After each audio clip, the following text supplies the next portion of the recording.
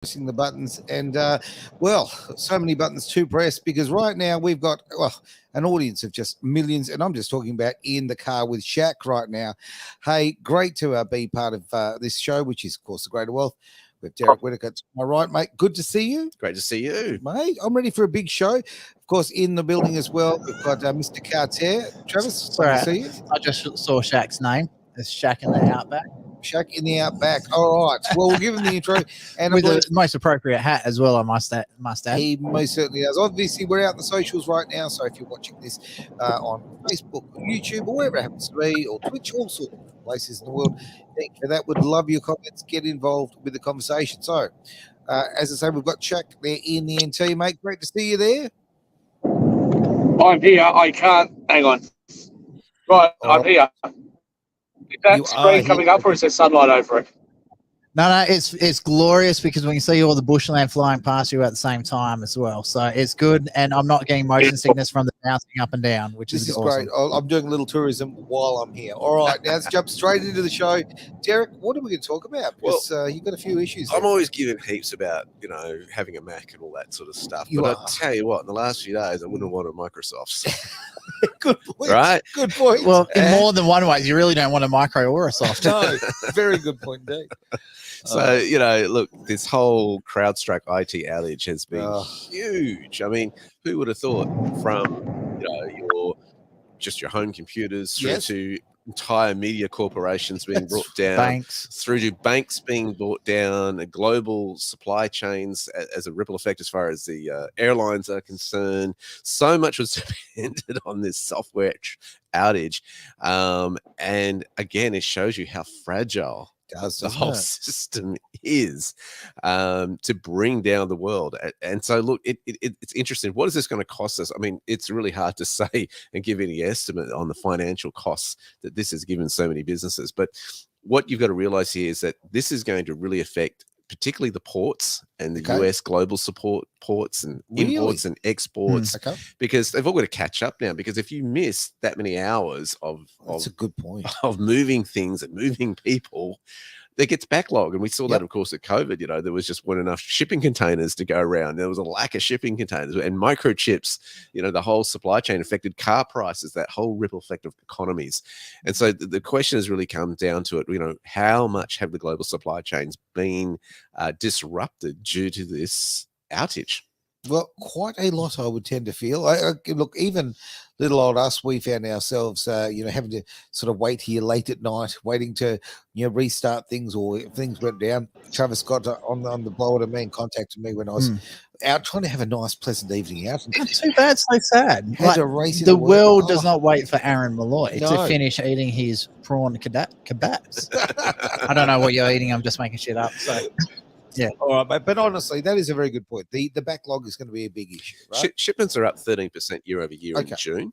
Air freight supply has increased, but only 3% year on year. Remember, these are industries that are recovering from some years where, they couldn't get the microchips supply chains through. And now this is going to hit them. But look, you expect them to bounce back. You don't think it's going to be huge because it wasn't like it was for a week or two. Having said that, it makes us question in terms of the security and online security, how bad it is. And we've had this topic, guys, for how many months now? Probably over a year. We first started it in terms of quantum computing and the vulnerabilities of hacks. Sure. We see how vulnerable it is. And I think businesses really start to need reassessing. I certainly have in my business, what information's out there on the internet, how dependent are you on the internet, what disruptions can actually cause you to go down. 24 years ago, there was a little Y2K thing, if people remember.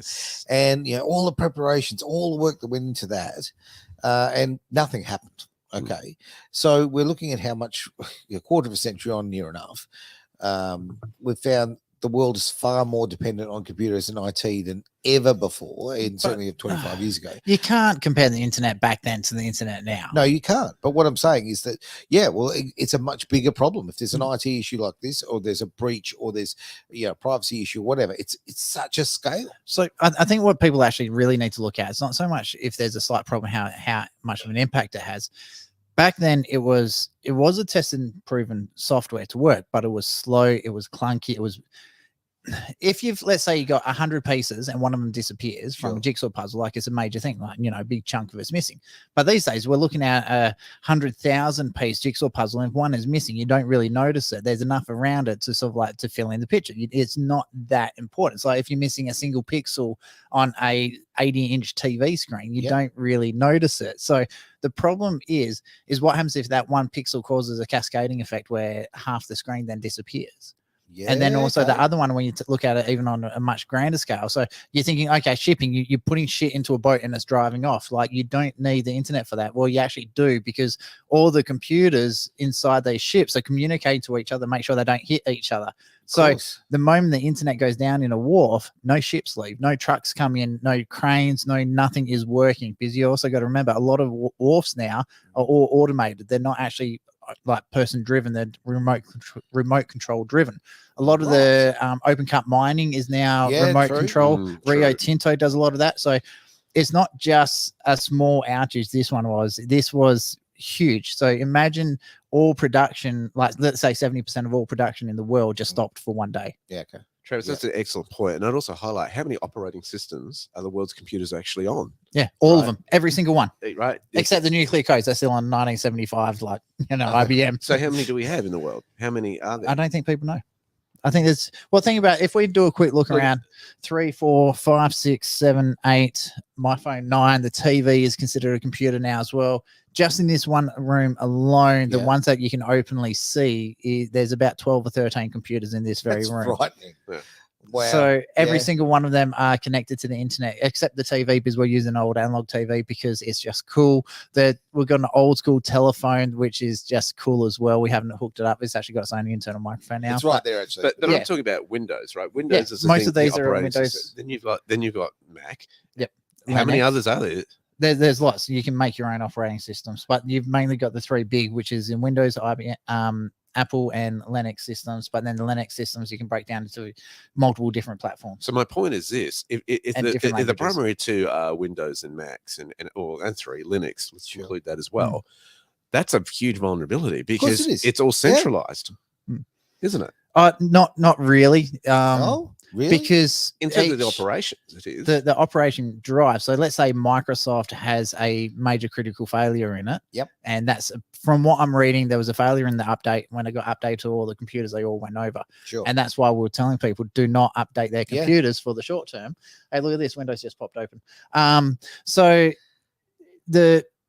by not updating, you didn't open your computer up to this error, but because they have automatic updates on so many things, because there's so many virus threats and all that sort of stuff, that's where it fell over. Now, my question is, that update that CrowdStrike organized through Microsoft, was that put there intentionally by like a hacker, or was it just a total screw up that had catastrophic effect? Hey, was it maybe even, is there a chance it was connected to a particular event when in politics? So that's the thing, like you don't know. You just don't. So it's a really, really tough one. And this is one of the reasons why, if you have a choice of upgrading your car or upgrading your computer when the quantum computers come out, do your computer before you do your car, please. Okay. Like, this is just me personally. Just the way a quantum computer operates and thinks, just normal computers will not be able to keep up with it. It's an absolute total paradigm shift. It's one of the biggest ones we're going to have, and it's going to make AI really, really scary. You bring up an interesting point there, and I want to dive into it, because my IT better than probably myself and anyone in the room. Aaron, I'm not sure if you're an IT geek. No. So what I want to say here is this. Okay, let's say you've got a business operator who's got some old machines, right, in his business, her business, and they need upgrades. Are you saying they should wait till the quantum computing comes out, or they should invest in now, or just minimize what they need? What would you say? We were told that quantum computers would be here in July. Right. And we're in July. Okay. So the Australian government is spending $2 billion on one quantum computer. See, this is what gets me, though, that technology is always expensive when it first comes out. And then you give it time, and it's cheaper because there's better stuff there, or it's cheaper to produce now. Sure. So what do you do in this interim? See, normally I would have said wait until it becomes affordable, like it's normal. Yep. So the problem is, can you afford to have people with malicious intentions with them having full access to absolutely everything you have? Well, obviously not. But so that's where the risk is. Yeah. So with a quantum computer, a normal computer can do about 16 and 17 tasks simultaneously. Okay. It's like reading 16 and 17 books at the same time. Okay. A quantum computer can read hundreds of thousands of books at the same time. So most security devices, they go, right, attempt 1, attempt 2, attempt 3, you're out. Yep. Because it can process so many transactions, so many information things so fast at one time, a normal computer won't have the chance to catch up to it. So when you're trying to brute force a computer or a password, something like that, Sure. 0001, 0002, 003, all the way through all the sequences, they can do that before the computer realizes, oh, wait, this is a brute force attack. Let's shut it down. So they're already gained access to everything. Just wow. This is where the point. See, normally I would have said, yeah, just wait. Like at the moment, I'm still running Gen 8 i7 processors in my computers because they're still going through all the different series on the next generation. I generally wait 5 or 6 generations in. Okay. So what happens with this one? Can I risk not upgrading immediately and then re-upgrading again? So this is where you've got to decide how much stuff do you have in the online world where you can afford not to upgrade immediately. Well, my thought on that is get it off the online world. Okay, well, put it into how do you get the certificate of title of your house offline? Mm-hmm. Oh yeah. How do you get your superannuation offline?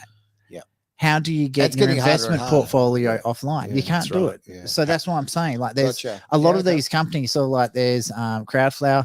Cloudflare is one of them that do a lot of online security. Adobe pretends to do it. QLYS is a ticker for another company that's actually doing it really, really well for a lot of the big 500 companies. Okay. Their share prices are all over the place at the moment because it's just such a rapidly evolving and changing industry at the moment. It's like no one knows who's going to be the big player at the moment. Now, another one which really surprised me, which I didn't expect. Remember those old BlackBerry phones? Yeah. In terms, I always said the first ones have the real keyboards in them. Yep. Well, their speciality now isn't actually phones because let's be honest, their phones suck. It's actually online security. Is that BlackBerry? Yeah, BlackBerry now specializes in which was what their phones were known for anyway. They were hard to hack. They were amazing. They were actually generally good phones, but it was like one of those things. When you've got Nokia, Apple, Android phones coming out, which are cheaper and better than, same quality as yours. Yep. Do you keep going in an industry where you're losing money, or do you pivot? And they've done a really good job pivoting. So think about, when was the last time you heard of someone buying a BlackBerry phone? Oh, 8-10 years ago.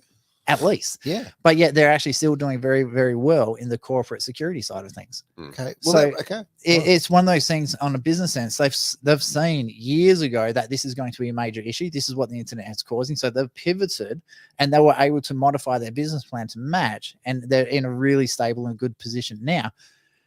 Is that going to stay that way with quantum computers and AI? Think about it this way.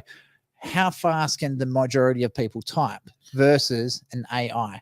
Okay, yeah. Which they can do, add on to that, instead of pressing 1 or 2 buttons at the same time, they can press hundreds of thousands of buttons at the same time in the correct order and send all these instructions in a blink of a second, like a blink of an eye. But humans and the modern day computers just cannot compete. Imagine trying to race a Ferrari when you got a Toyota Corolla. Here's what I'm seeing in the phone industry, though. There's a lot of advertising coming out on social media for people who want phones that aren't tracking them, clean phones, so to speak, or dumb phones. Yep. Great company for that one is Clear Phones. Yeah. And I don't know if they're available on the Australian network. Yes, they are. They are? Okay. Just don't put Google onto them because then you fuck up the phone. Okay. And so this is the thing. Are you seeing it's a market demand going, hey, we want to dumb down into our technology and not go this path in certain areas to protect our privacy, to protect our information, versus the whole AI phenomena at the other extreme going, hey, we businesses want to get in this and we want to explore AI more, and how many staff can we lay off because AI can do it better, etc. So we've got this polarity of worlds going on in the IT as far as business is concerned. What's the future? What's your view? I think a lot of companies got to be careful of AI is not there to replace staff. That's something we've got to be really, really clear of. It's there to make staff more efficient so you can actually take on more business without hiring extra staff. But you've got to keep the staff you've got because they already understand your business model, how everything works. Yeah, I don't agree. I absolutely don't agree. AI, I think it's going to look, come on. Shit in, shit out. You put shit information into an AI, shit will come out. I get all that. And I've tried this. I've tried telling an AI to train an AI to make advertising and write articles, and they're just terrible. They are absolutely disgustingly bad. Okay. So, but for how long? That's the question. The unknown with AI. Well, how much information is on the internet? Because that's where they get the information from. So people are always going to be putting shit into the internet, and that's where the AI is going to get their information from. Okay, okay. Stupid example, but work with me here. Okay. Yeah. You go to a supermarket now, and you want actually somebody to scan your food and take it through the supermarket, right? Oh, you mean you get a person? Well, occasionally they do exist. I have found them, right? Yeah. But okay. Now, when that technology is obviously there to replace human beings, right? No, it's not. They're getting you to scan your own items. That's not AI. Yeah, well, it is AI, mate. No, it's not. Okay, every time, AI's been around since the 70s. Yeah, it has. I don't doubt it has. Obviously, just getting better and better. But what I'm saying is the tech has, that's not AI, but the tech has replaced jobs. Now, if AI is getting so good, most office jobs can disappear, right? Let's face it, anyone in HR should anyway. But, like... It's arguable HR is actually human in the first place. So, to be honest with you, AI will probably do a better job than HR. Correct. But you see my point, though, right? Just don't work for someone else. Just work for yourself. Yeah, well, look where we are. That's not going to work for everyone, though. No. Right? I understand you. I get where you're going with that. But there are some other organizations, they need employees, and employees need them. We don't have enough workers as it is. We have massive skilled and unskilled shortage in Australia. Mm-hmm.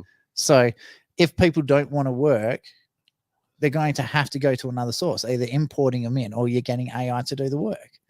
I went into a retail shop yesterday and I got, I think, probably the worst service I've ever received in my life. The girl was why? Whinging and complaining, and like it was so bad. I wanted to videotape it so I could make it into a video of this is what you don't do. All right, Karen. Everything is wrong. Total Karen, right? Yeah. Okay. Right? Wow. We'll call you Kevin. No, but I kept Kevin. Yeah, Kevin. Yeah. But I kept smiling because I just thought, and I started agreeing with her because I thought, I want to see how far she's going to go on this. So she tells me about everything, right? Okay. And it was so bad. Now, people say it's hard to get staff. Well, there are people out there. There's a lot of people. Now, COVID and all the carry on of giving people $750 a week to stay at home has changed the minds of people. People now don't want work. It's not, we don't have a skills shortage. We've got an issue with people too lazy to work. When you have an award system that sets the minimum wage to be within, you'll have to double check this one for me, Derek, but our minimum wage is probably in the top 2% of the world. Okay. So why would you and you get everything given to you on a silver platter? Why would you work? I know. When your Centrelink payments is your weekly Centrelink payments for not working, not choosing not to work is more than what most countries earn in a month. Why would you do the hard yards? Why do you think people from other countries who earn like $200 a month are so keen to work for $100 a week? Of course. There you go. The new national minimum wage, this is from July 1. Yeah. Is $915.90 per week, so based on a 38-hour work week for a full-time employee. That's minimum wage in Australia. That's minimum wage. Which is $24.10 an hour. Get out of here. No, deadly serious. That's the minimum wage. Minimum wage. No way. Yep. And then if you're a casual doing full-time hours, remember you got 20% on top of that. You got superannuation on top of that as well. All your work benefits, sick leave, holiday leave, some of the best working environment conditions in the world. Sure. And yet you get these pretentious assholes who go, no, I'm not working for less than that. I don't get out of bed for less than 60,000 a year. Sorry, I'm like, no, fuck off. Yeah, and we get a lot. Sorry about my language. Put that in perspective, though. That's not going to buy you what it once did with increase in terms of rent, housing, and also inflation. True. All right. So it sounds like a lot. You've got to bear in mind it's more expensive to exist. Oh, look, there's a time in my life where that's about $45,000 a year. I mean, I remember making that kind of money and I was living bloody well. Yeah. That's a long time ago. God, I hate this argument. No, it's the fact that everyone wants everything now. They're not. If you are looking for a job to get that sort of money, you can get that anywhere across Australia. Sure. You don't have to buy a house in the heart of Perth. No, you don't. People got to start understanding, like, for your first home, it's not going to be a mansion. Mm-hmm. The whole system that we're in now is totally different to what it was. Yes, but when people are charging $250 to $300 a week for a granny flat out the back. Oh, mate, no. Guilty. Per week, right? Yeah, there you go. Come on. Yes, but we're also 40 minutes from the city. Exactly. So you can still buy a $200,000 3x1 in Geraldton. So what I'm saying is, okay, I hear what you're saying, but you've got to also keep it in perspective. Your money does not buy what it used to. Doesn't. No way in the world. No. Yeah. Like but also the government also does hand out a crap ton more than what it used to too. So it's give and take. So if you want all the socialist programs, you got to be prepared to pay for it. I'm not justifying, but I'm saying, hey, it's not as big an increase as you think it is with that in perspective. That's what I'm saying. Okay. Right. Okay. Yeah, wasn't even aware it was that much. In my mind, I thought the minimum wage was probably about. You know what the WA average is? It's a 3. Do you know what the WA average is? Look, all right, put it in perspective. It's a 3.75% minimum wage increase. Okay. So it's gone up almost 4%. Yeah, there you go. but inflation's like 6% or something. Yeah, so the other one is do you know what the average wage is roughly in WA? Nope. About 92,000 a year. Yeah. Okay. Mm-hmm. Yeah. Because they take into a lot of the mine site wages as well. Of course, and they have to. Yeah. You know, we're a mining state, so yeah, makes sense. And then when people from the other side of the country or other countries look at that, I mean, they just their eyes light up. They'll just think, "Oh my word!" Yeah. I remember this is quite some number of years ago, probably 16, 18 years ago. I was in Queensland, and everyone was like, not everyone, but so many people just had this assumption: "Oh, you're from WA, you must be rich," right? Because they go, "Oh yeah, everyone's got a 4x2." And that was just not. They're pretty rare these days. Yeah, 4x2. Mostly it's like 3x1s that are getting built, especially with townhouses and all that sort of shit. Yeah, it's 4-bedroom, 2-bathroom houses is pretty rare. 3x2s are pretty much the common go now. Yeah, they dropped a bedroom. And, yeah, I mean, there's no formal dining anymore, mate. There's no formal lounge. Yeah, it's called a couch. That's all gone. Yes, I think actually the lounge now folds out, becomes a bedroom, so it's pretty much that size. So I'm finding it fascinating how, because obviously I do a lot of strata work now. Yep. How little land releases that are over 600 square meters, they just don't exist anymore. Crazy. So, and it's not so much like, oh my god, is like. Take Luan's family into account. They're not even in Hanoi in Vietnam. So they're about 4.5 hours away in Ha Long Bay. Yep. So yes, it's touristy place sort of things, but their block of land is only 211. I think it's 211 or 230 square meters. Okay. But it's 6 stories up. Everything's up. So it's really weird. You go through all these rice fields and paddocks and everything, and then all of a sudden there's high rises for about, I don't know, 10 minutes or so, and then it goes back to paddocks. So everyone builds up. They don't build out like in Australia. Yeah, I don't know.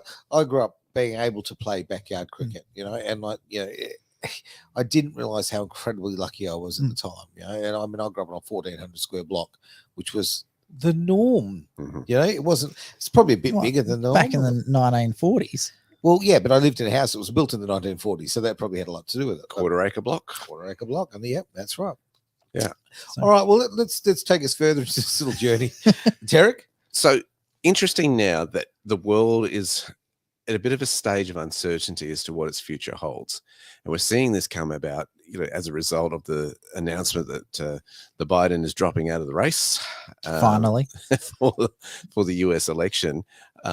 Things are up for grabs in terms of who the Democrat nominee will be. Well, I'm shocked because I was going to vote for Biden.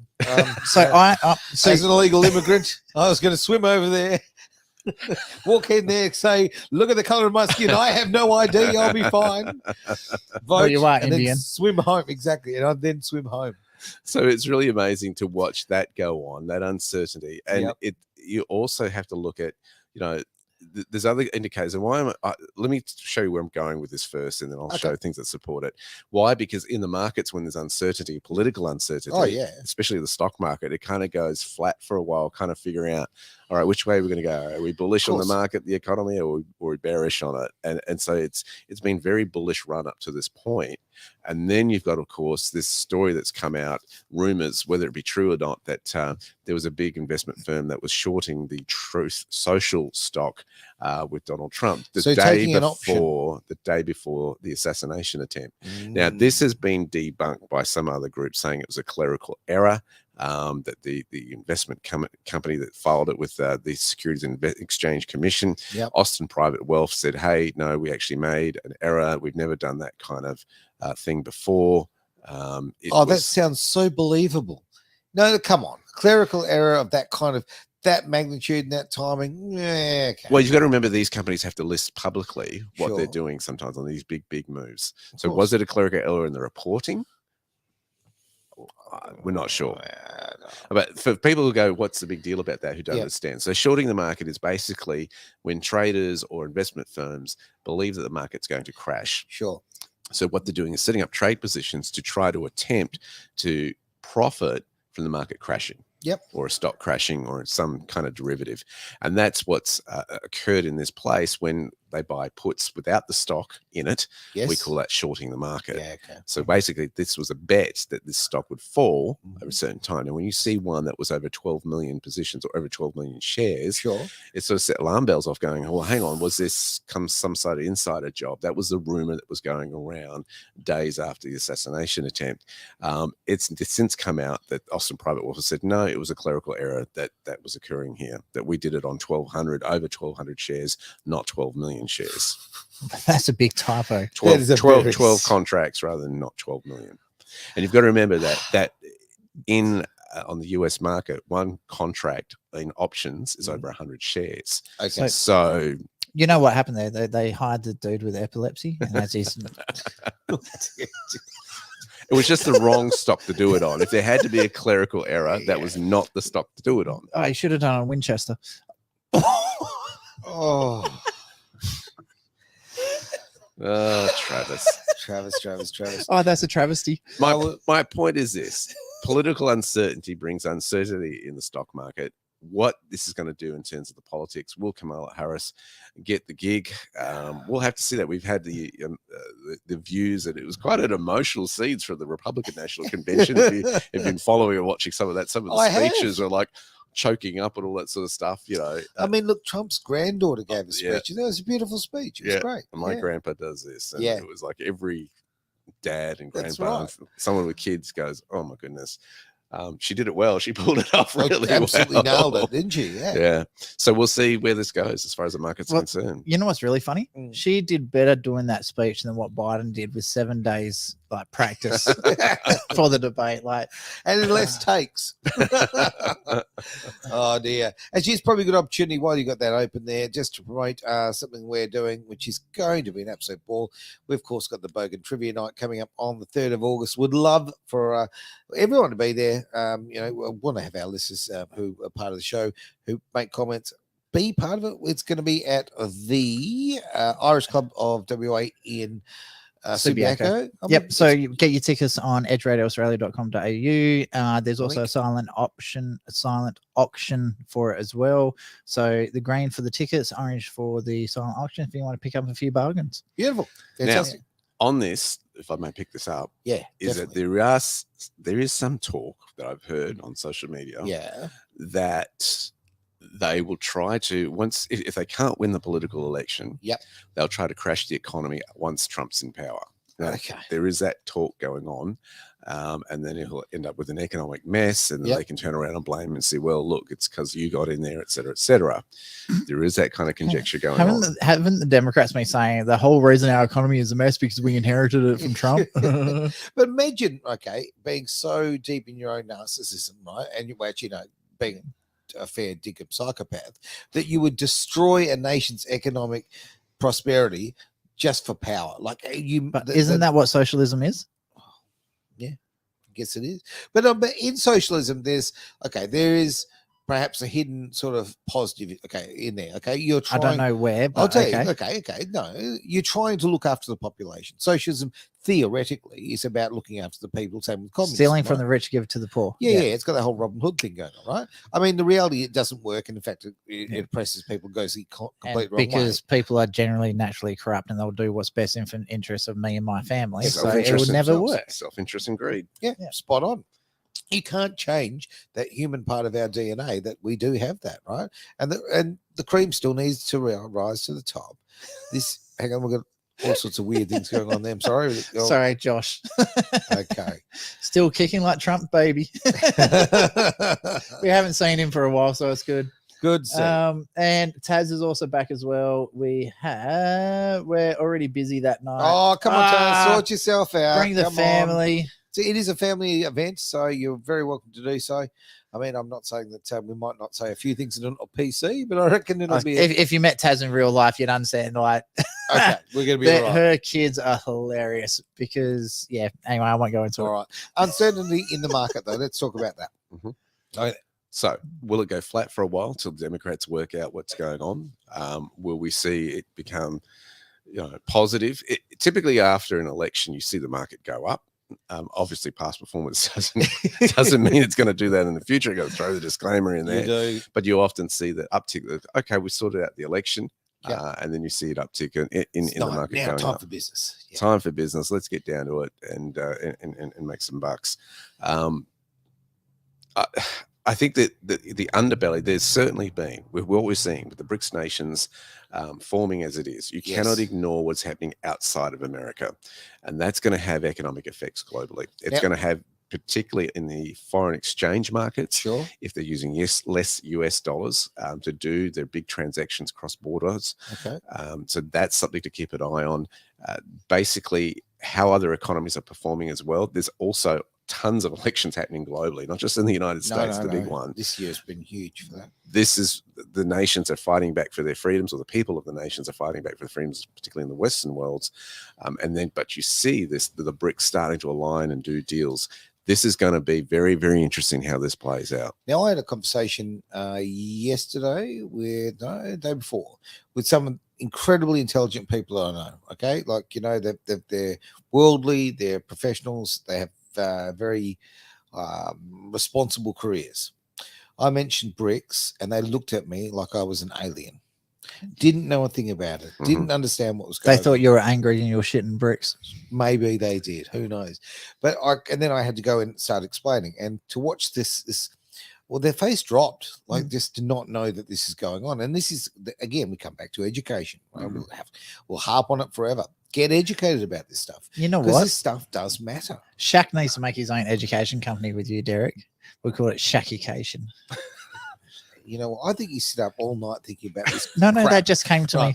Yes. It was like all good thoughts. It just appeared. No one knows where they came from. They're just there. Now I'm going to turn to the computer there and away from you. You're not wearing your glasses. We know you can't read it, so stop pretending. I can see some comments coming through there. So yeah, we covered those ones already. Okay, fair. If you guys do have questions, remember, we do have the educational genius right here. Yes. He will ruin you for life.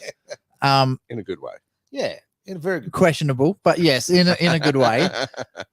But I've done both the entry level courses and his more advanced course. Right. Would I say I earn more money through? No, my job still earns me more, but it's rapidly changing. Okay. So, which is a little bit scary. It takes a while to transition. Thank you, Derek. It takes a while to transition. You got to plan these things. You do. Unhooking yourself from a system that. The funniest one was? What?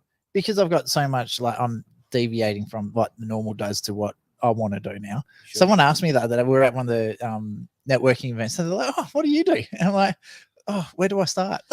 Yeah. Where do you start? So it's like trying to explain to people that I'm affected by choice. I could be retired right now. Yeah, but look, no, it would work for you. I'd be too bored. Like, there's only so many computer games you can play. I think I'll sum it up this way, right? I remember when I went and I changed schools, right, to a different high school. Okay, and I was what, just freshly 13 years of age, and you had to put down on the paperwork what you actually wanted to be, right? Okay, and this is what I think this is the safe way to answer the question. What do you want to be? What do you do for a living? I'm an entrepreneur. It's as simple as that. And that's what I wrote at 13 years of age on my little school application thing. And the woman smiled and said to me, she said, first, she goes, "That's really impressive. Really impressive. I've never seen anyone write that before. But do you know you misspelt it?" I was waiting for that bit. I was waiting.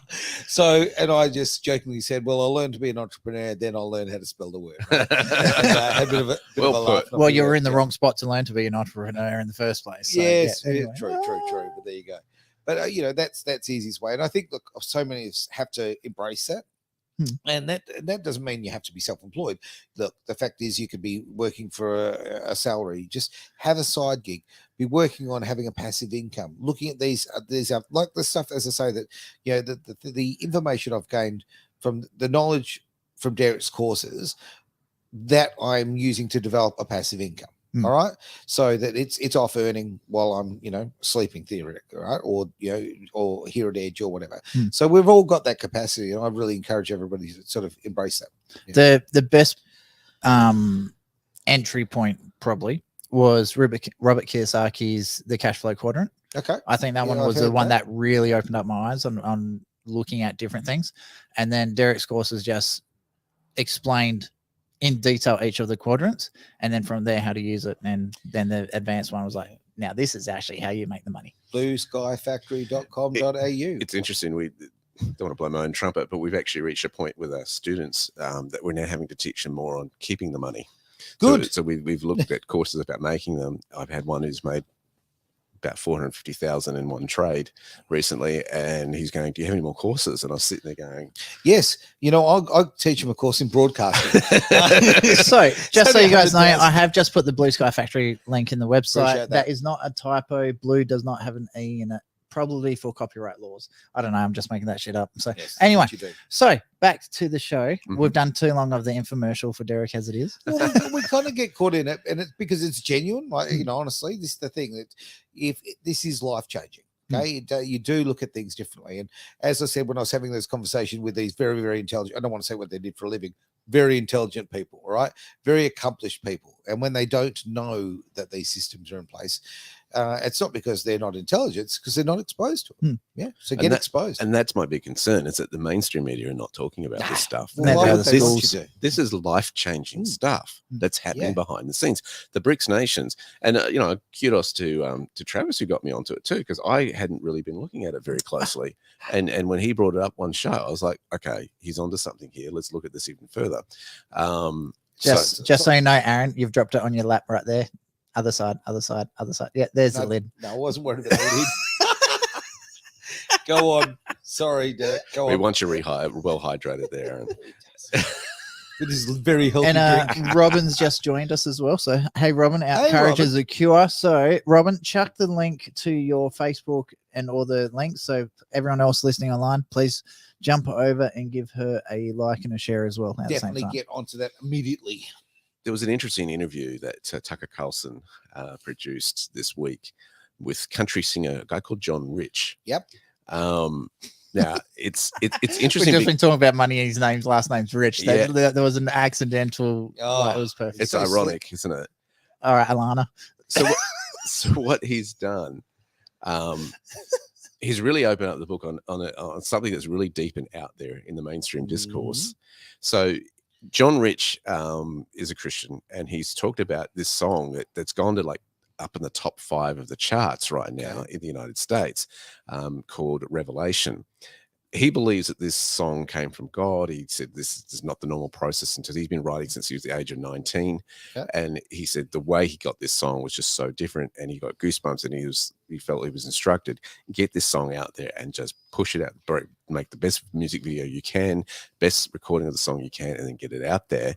He only has a publicist, and he's saying, contrast him to what Eminem's pushing out there, stuff on the devil and Antichrist and all this sort of stuff. He's saying it's so blatant in our Super Bowl experiences, in our big events, that this is all part of the entertainment, where you've got, almost simulated seances going on, seances going on stages of entertainment, and you're watching a family show like the Super Bowl, and then it's going on here. And he says this has become a good versus evil type of war. It's going on. Tucker's listening to this interview. I saw it last night. Somebody sent to me with great interest.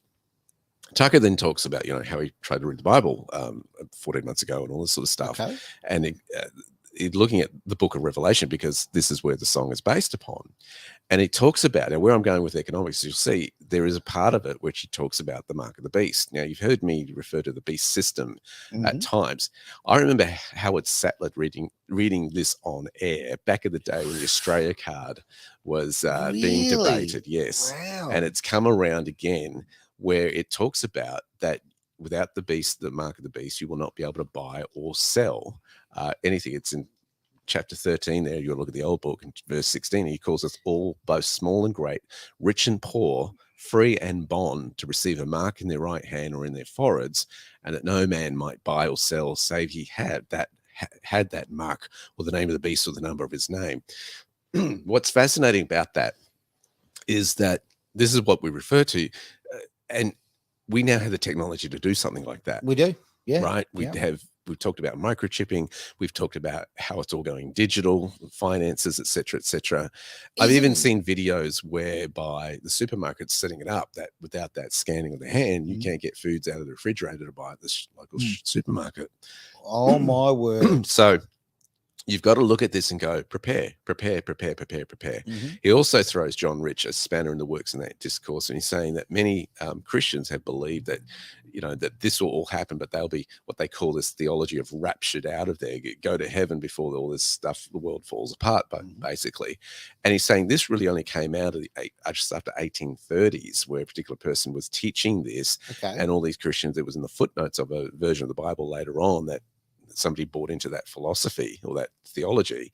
And then a lot of Christians have jumped on that because, hey, that nobody wants to die over this, right? This kind of idea. But he's saying it's actually probably wrong theology, he's saying and arguing. So he's throwing a real spanner in the works, not just for people who are, into the mainstream music, but also considering economics, and also into people, church followers, who have believed this theology for years. I grew up with that kind of teaching in my household. This is very deep for a country song, mate. This is not about a man's truck or his girlfriend leaving him. I mean, come on. So, his horse didn't die. That's right. The just making a joke of it. I've been watching a drummer reacts to videos on YouTube, and they've been getting AI to write country songs, and some of them are hilarious. But anyway, so to give you an idea, I just pulled up the iTunes charts. Yep. Shows how much I use Apple products.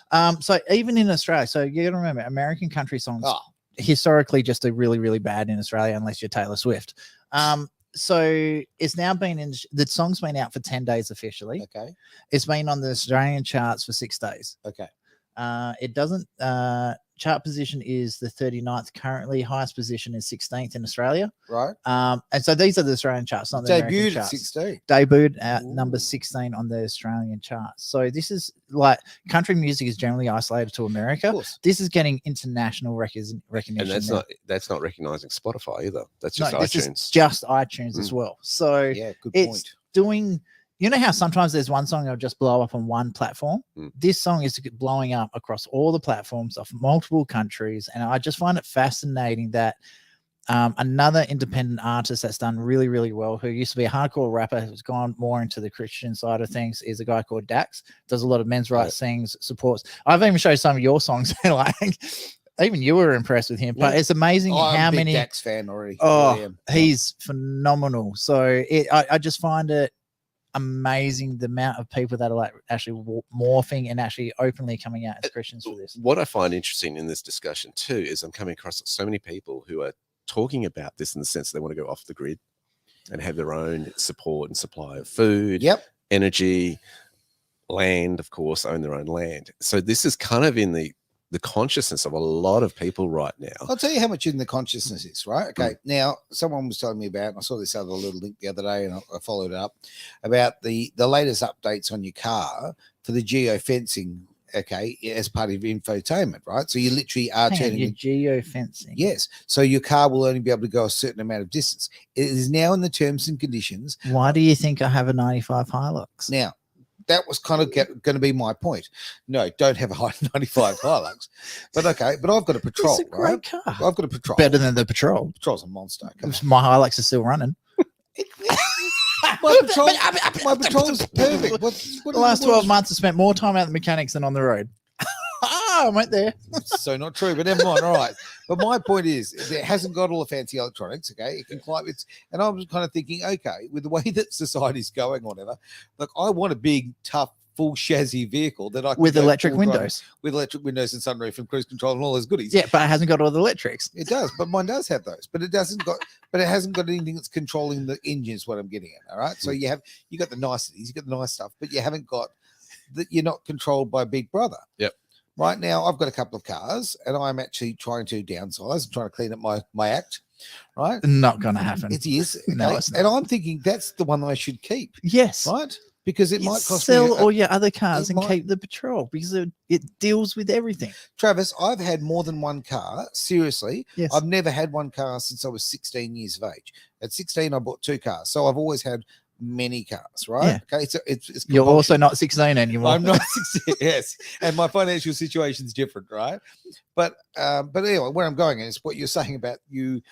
I'm changing the way I'm thinking. I'm thinking I need a survival vehicle, something robust. Yeah, something robust, something to drive over all the zombies. Yeah, whatever, but something that I can't be controlled in, because I know the thing I'm driving at the moment, right, has got all electronics in it, and it can be screwed with. We'll go to the other extreme.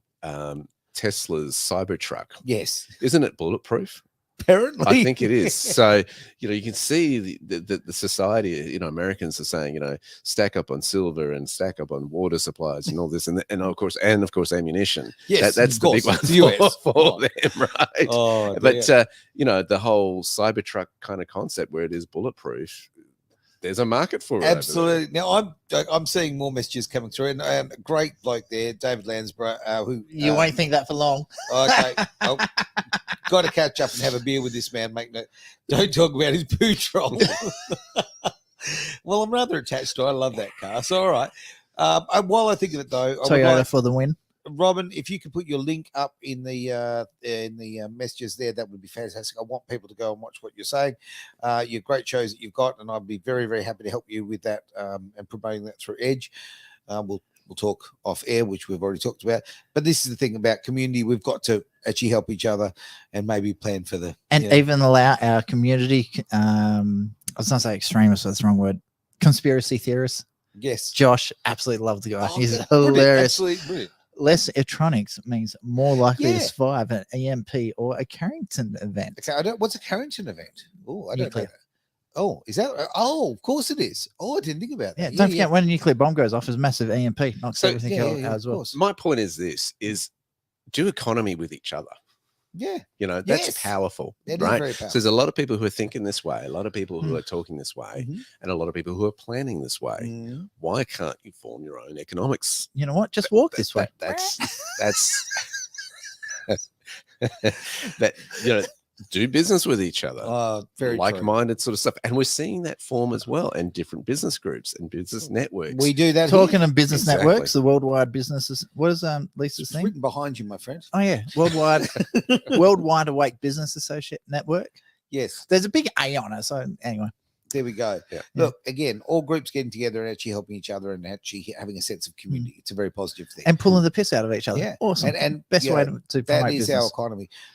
Look, we're getting brilliant people involved. Look, I know that with Courage is Cure, they were having issues with IT and that kind of thing, and with the cost of IT and people being shut out of particular things with the cost of StreamYard and all of that. And I would love to sort of, if we can. By the way, I was wrong about the nuclear event. It was actually a Carrington event. Is a massive solar flare which will wipe out the telegraph systems in the 1800s. Well, thank you. Did we Josh. even have telegram systems? Well, yeah, apparently so.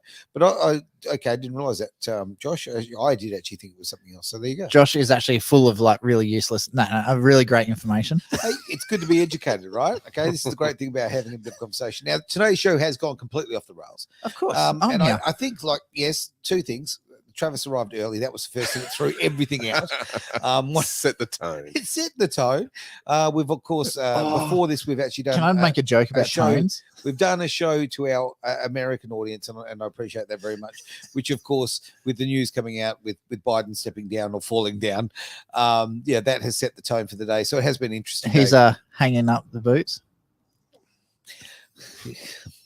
He's not. Look, Clinton's not coming in. Look, seeing these messages coming through, yes, is fantastic. Information like this is fantastic. Interaction is even better. So yeah, very much appreciate it. I'm going to throw to you, mate.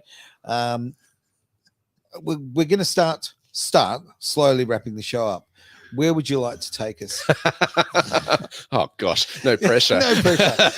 Well, like I always say, you are the man with the laptop, so therefore you're in charge. You got to remember, he is next to me, who's like heavily caffeinated at the moment. Yeah, we can tell. Yes, something going on. So look, I think I'm not a promoter of fear. No, you are not. And so in all of this, I'm always said, the glass is always half full. There's opportunities here, but I think we need to think long and hard of where you're at, one with God, then what's your life assignment and purpose. Sure. Do it, get busy about it. Don't waste a moment or time. And then number 3 is prepare and hope for the best. Yeah. But prepare. What's interesting about these conversations too is these aren't the only, I'm being approached by other financial education groups, right? Who want to work with me because there is a sense in society where people are saying, yes, this is an issue. This is an issue. There's different issues. They can see it. Even if they don't know the solutions, they can see that something in the gut saying there's something not right here. We want our freedom. There's something in humanity is fighting for its freedom. And I think that's the big key here is going, hey, there is hope.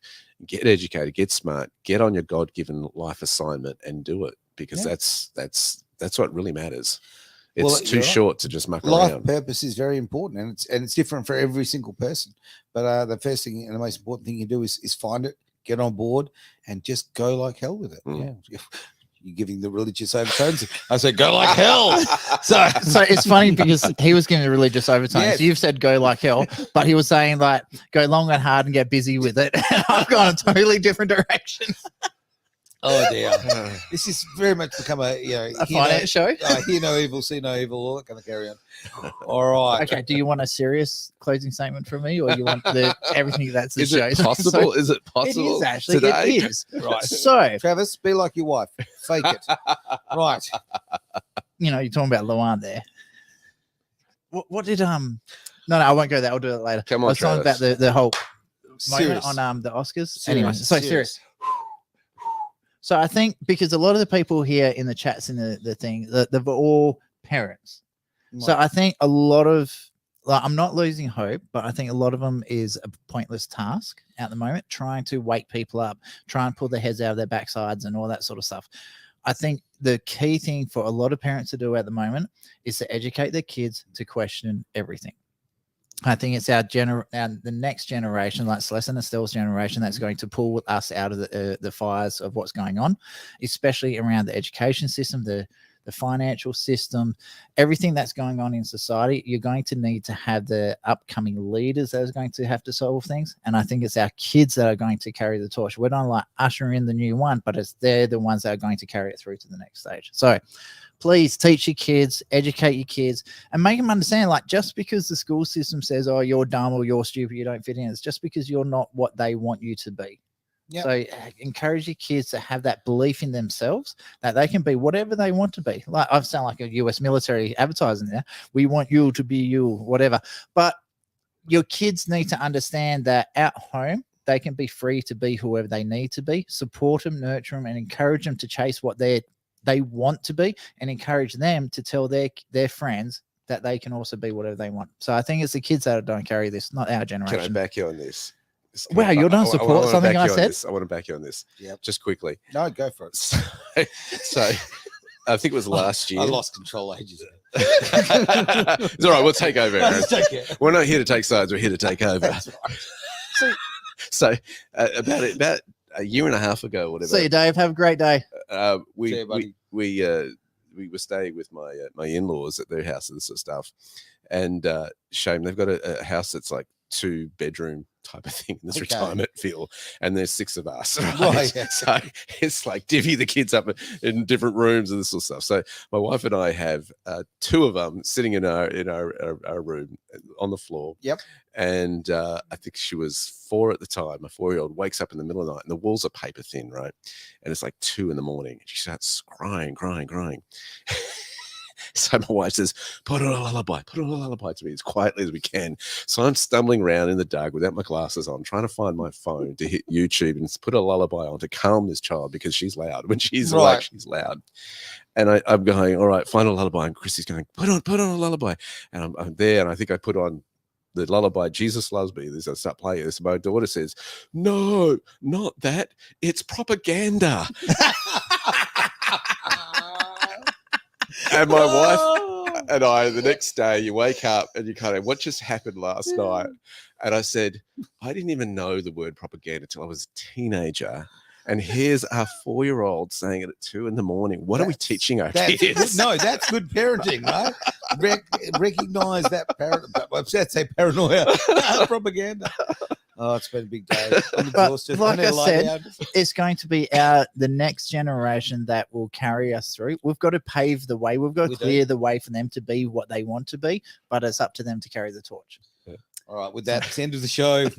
You can't believe I come up with a serious closing statement, can you? Well done, Travis. Well done. Derek. Keep it up. That's why I have to finish the show, because I've run out of words now. I think everyone should give us a thumbs up, because Travis actually said something normal. And on that bombshell. Actually, I feel like we need to end on this one with a bit of Jerry Springer.